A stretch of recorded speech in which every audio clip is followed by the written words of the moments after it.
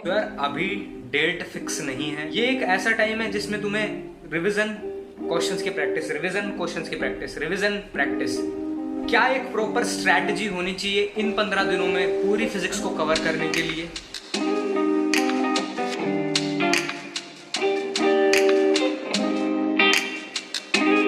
Welcome back to the another video. So इस वाले video में हम लोग बात करने वाले हैं कि सिर्फ 15 दिनों में हम लोग पूरे फिजिक्स के सिलेबस को कैसे कवर कर सकते हैं। ठीक है, इसमें तुम्हारा इंक्लूड होगा रिवीजन और मोस्टली पार्ट हम देंगे प्रैक्टिस को। ठीक है, जितनी ज़्यादा क्वेश्चंस की तुम प्रैक्टिस करोगे ना उतना ज़्यादा अच्छा होगा तुम्हें एग्जाम को क्लियर करने के लिए। फिजिक्स में यार देखो किस टाइप के क्वेश्चन ज़्यादा पूछे जाते हैं। कंसेप्चुअल क्वेश्चन और रियल लाइफ बेस्ड प्रॉब्लम ज़्यादा पूछी जाती हैं। अगर तुमने प्रीवियस ईयर क्वेश्चन कुछ देखे हो, सैम्पल पेपर्स कुछ देखे हो। लास्ट में मैं तुम्हें 2 मॉक टेस्ट के बारे में भी बताने वाला हूँ। ठीक है, सो देखो यार मैंने पूरी फिजिक्स को 2 पार्ट में डिवाइड करा है। ठीक है, एक मोस्ट इंपॉर्टेंट चैप्टर्स, एक लेस इंपॉर्टेंट चैप्टर्स। देखो इंपॉर्टेंट दोनों है, ठीक है, बट हमें मोस्ट इंपॉर्टेंट चैप्टर्स को पहले करना है। वो मोस्ट इंपॉर्टेंट चैप्टर में मैंने कौन कौन से चैप्टर्स इंक्लूड करे हैं जो थोड़े हार्ड है और क्लास 11th के हैं, जो तुमने अभी तक रिवाइज नहीं करे और तुम्हें इतने अच्छे से नहीं आते जितने क्लास 12th के हैं। क्योंकि क्लास 12th के तुमने ज़्यादा टाइम तक अभी अभी तुम रिवाइज करके हटे हो, तो अभी भी तुमने बोर्ड्स दिए हैं।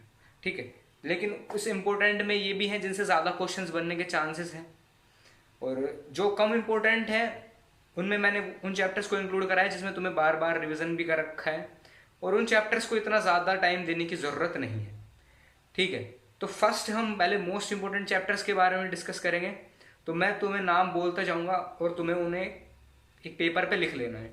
ठीक है, तो फर्स्ट चैप्टर है यार काइनेमेटिक्स, सेकंड चैप्टर है laws of motion, work, power, energy, centre of mass, gravitation, fluid mechanics, और उसका जो थर्मल वाला चैप्टर है वो, फिर केटीजी, थर्मोडायनेमिक्स, और फिर उसके बाद हमारे पास बचता है ऑसिलेशंस एंड वेव्स। फिर आता है तुम्हारे क्लास 12th में मैग्नेटिज्म, ऑप्टिक्स, ईएमआई और सेमीकंडक्टर्स। और बाकी जितने भी चैप्टर्स बच गए ना वो इजी चैप्टर्स है, क्योंकि उन्हें तुम्हें बार बार रिवीजन कर रखा है। जैसे फर्स्ट और सेकंड चैप्टर है क्लास 12th का, तुम शुरुआत से उस चैप्टर को रिवीजन कर रहे थे पूरी क्लास 12th में, तो काफ़ी स्ट्रॉन्ग हो गए होंगे तुम्हारे वो चैप्टर्स, और वो भी काफ़ी इंपॉर्टेंट चैप्टर्स हैं। ठीक है, मैंने इसलिए उनको ईजी रखा है, लेस इंपॉर्टेंट रखा है, क्योंकि तुमने उन्हें बार बार रिवाइज कर रखा है। तो अब तुम्हें क्या करना है यार, देखो क्या स्ट्रैटेजी होनी चाहिए। अब ये कुछ चैप्टर्स हो गए मोस्ट इंपोर्टेंट, लगभग 13 से 14।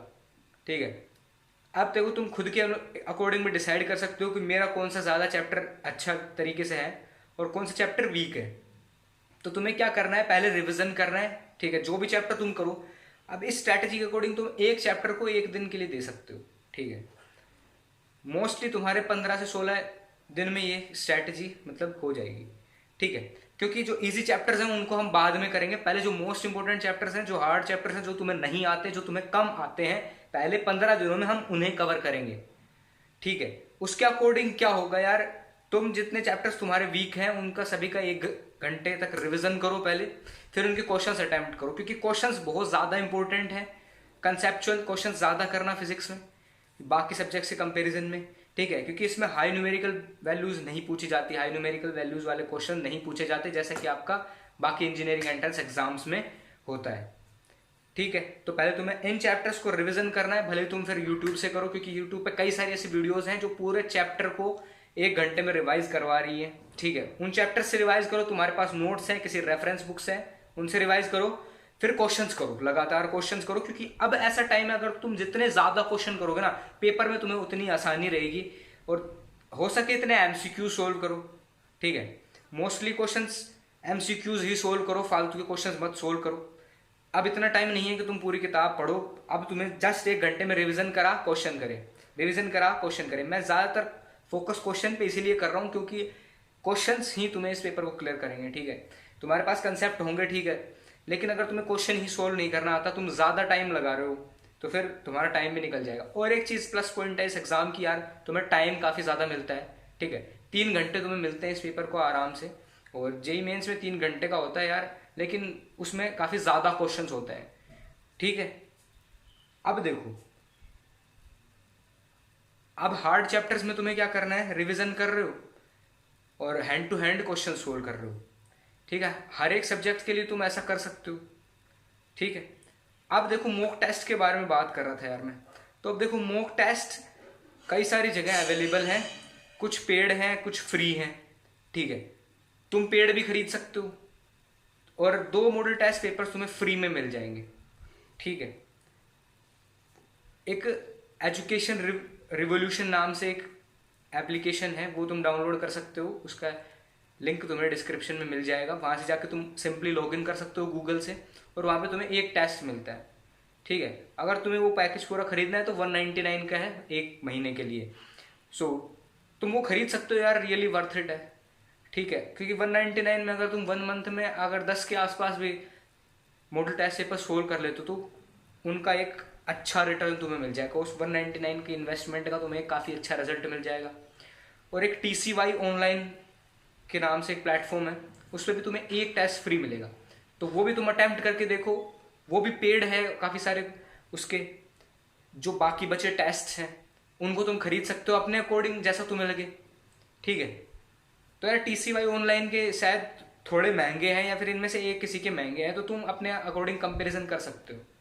ठीक है, तुम्हें 199 में अगर 10 पेपर मिल रहे हैं तो मतलब लगभग 20 का एक पेपर होता है। ठीक है, तो तुम रियली खरीद सकते हो। ठीक है, ताकि तुम्हें एक पेपर का पैटर्न पता लगे, ताकि तुम्हें थोड़ी प्रैक्टिस हो, और तुम जितने ज़्यादा मॉक टेस्ट दोगे ना उतने तुम्हारी ज़्यादा प्रैक्टिस होगी इस पेपर के लिए। बाकी तुम्हारे पास 2 मॉडल टेस्ट पेपर तो बचे ही हैं। और देखो यार, जो 2 मॉडल टेस्ट पेपर जो आइजर ने रिलीज कर रखे हैं वो बहुत पहले के हैं। ठीक है, वो अप्रोक्सीमेटली 2014 तक के हैं। ठीक है, हालांकि पैटर्न सेम रहता है लेकिन क्वेश्चंस का लेवल तो ऑब्वियसली यार बढ़ता है थोड़ा हर साल। ठीक है, क्योंकि अगर तुम पिछले साल के पेपर कंपेयर करोगे तो तुम्हें फ़र्क पता लगेगा। सो तुम एक टेस्ट वो अटैम्प्ट कर सकते हो, नीचे डिस्क्रिप्शन में उसका लिंक मिल जाएगा। तो तुम्हें 2 टेस्ट मिलते हैं, तुम वहाँ से जाके खरीदना चाहते हो तो खरीद सकते हो। ठीक है, मैं कोई प्रमोशन नहीं कर रहा हूँ उनका, बट हाँ तुम खरीद सकते हो क्योंकि वो अच्छे टेस्ट हैं। और उन 2 टेस्ट की खासियत ये कि यार तुम्हें हैंड टू हैंड रिजल्ट भी मिल जाएगा तुम्हारा। ठीक है, हाथ ही हाथ उसमें इवेल्युएशन भी हो जाएगा, तुम्हें पता भी लग जाएगा तुम्हारी तैयारी का लेवल क्या है। तो फर्स्ट तुम्हें रिविजन करना है 1 घंटे तक, फिर पूरे दिन क्वेश्चन सोल्व करने हैं। बाकी के लिए भी तुम ये स्ट्रैटेजी फॉलो कर सकते हो। जो मोस्ट इंपॉर्टेंट चैप्टर्स मैंने बताए हैं उनको पहले करो, बाकी के जो चैप्टर्स हैं वो बाद में करो। अब देखो तुम अपने अकॉर्डिंग ये चैप्टर्स डिसाइड कर सकते हो। ठीक है, मुझे नहीं पता तुम्हें कौन सा चैप्टर ज़्यादा अच्छा आता है। मैंने एक जनरल क्राइटेरिया लिया है, जो चैप्टर ज़्यादा हार्ड है मैंने उन्हें पहले फोकस करने की कोशिश करी है, और जो चैप्टर ज़्यादा इंपॉर्टेंट है और तुम्हें करे काफ़ी दिन हो गए उन चैप्टर्स को मैंने पहले इंक्लूड करा है। बाकी इजी चैप्टर्स को मैंने इंक्लूड नहीं करा है। ठीक है, उनको बाद में हम लोग करेंगे। इस स्ट्रैटेजी के अकॉर्डिंग तुम अपने खुद के हिसाब से डिवाइड कर सकते हो कि तुम्हारे कौन से चैप्टर्स वीक हैं और कौन से चैप्टर स्ट्रॉन्ग है। तो स्ट्रॉन्ग वीक को तुम पहले कवर कर सकते हो, उनके क्वेश्चंस करो। मेन फोकस रखो यार अपना MCQs पे, जितनी ज़्यादा प्रैक्टिस करोगे ना उतना ज़्यादा तुम्हारा फायदा है। ठीक है यार, that's it for today guys. अगर वीडियो पसंद आए तो लाइक करो यार। Bye, see you, have a good day.